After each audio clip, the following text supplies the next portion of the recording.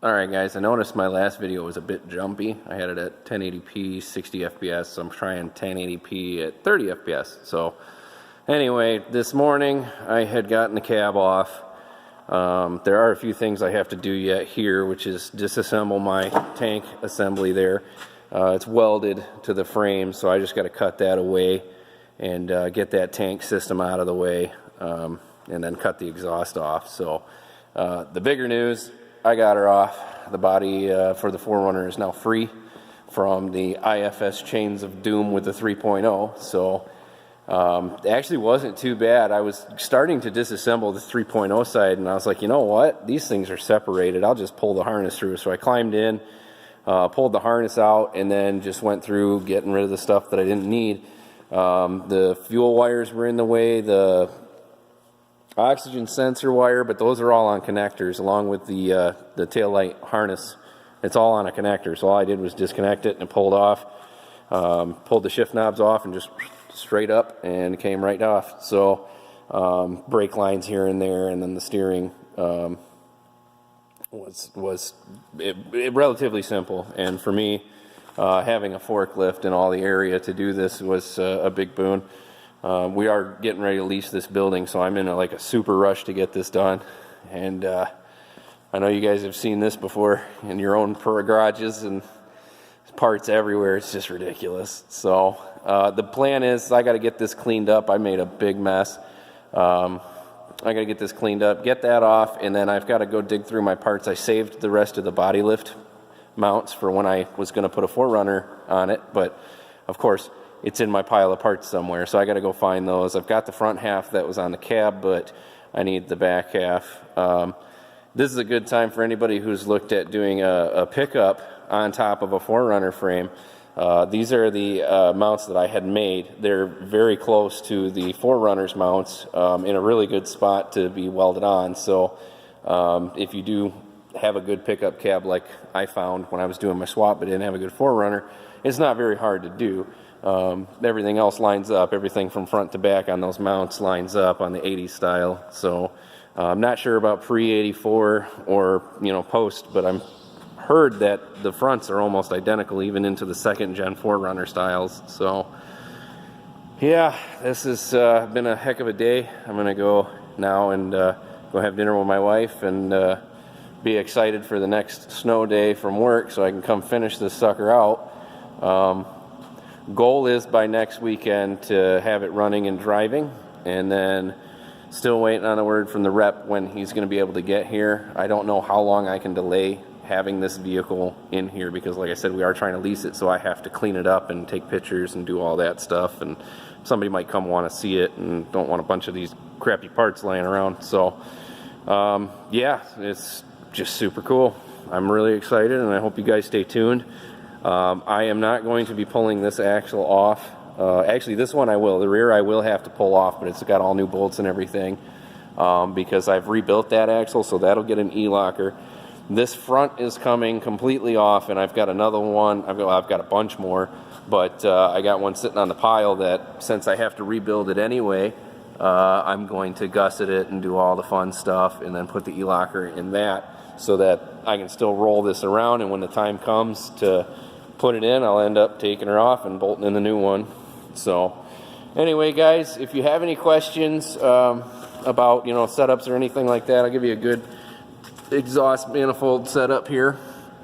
Yeah, I kind of got sidetracked, but I know a lot of people had questions about that. It is super tight to the sorry about the focus, but all I did was take the stock flange and cut it. And you can see the weld line right there. I cut it. So the stock flange was a little bit off, and then I ran a piece of straight to another exhaust tube. This was a 45 from the auto parts store, or a 30, I don't know what size. It's just a nice little angle. It's not a 90. It's probably a 45, I'd say. And then into another coupler, and then through.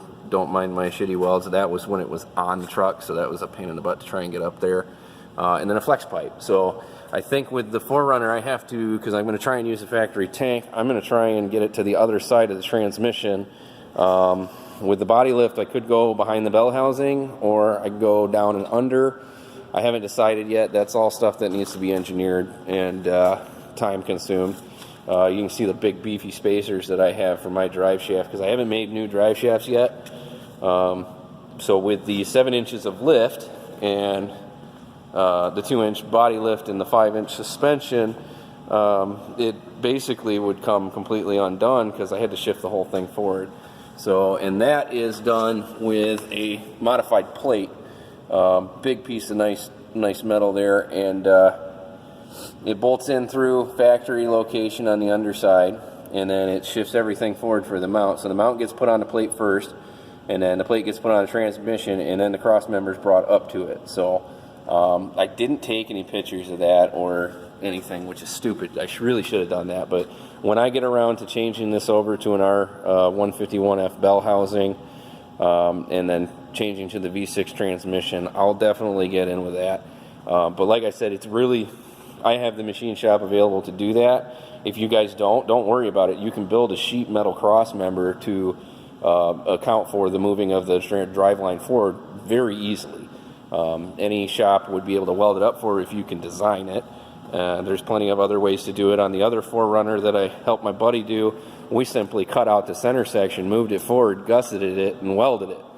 So we literally took a section out of the center where the transmission mount sits, and then moved it the 1.5 inches forward and welded in gussets. So his is basically chopped. So it bolts onto the frame in the exact location it's supposed to, and on the transmission, but it's chopped. So it works. He hasn't had it out enough to do, to say for sure that it's fully tested or whatever, but that's, one of our concerns that we're going to work with.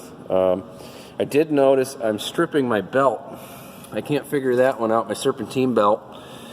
It is jumped. Let's see, yeah, it's jumped the crank, and I don't know why. There's a small dent in my idler pulley here. I don't know if that caused it.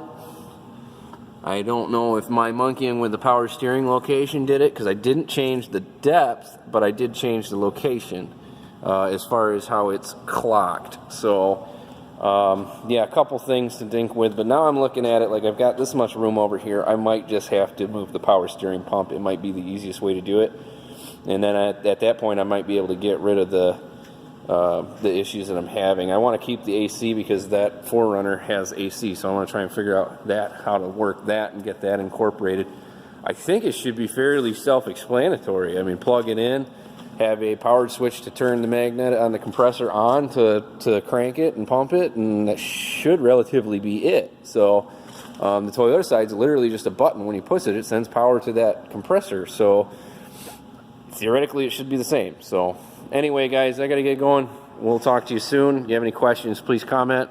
You can also find me on TDI Swap Trucks on the Facebook page, and T4R.org, the Toyota 4Runner forum. I'm not on there as much as I used to because I didn't have a 4Runner, and they're kind of purists there. So, but anyway, we'll talk to you later, guys. Have fun.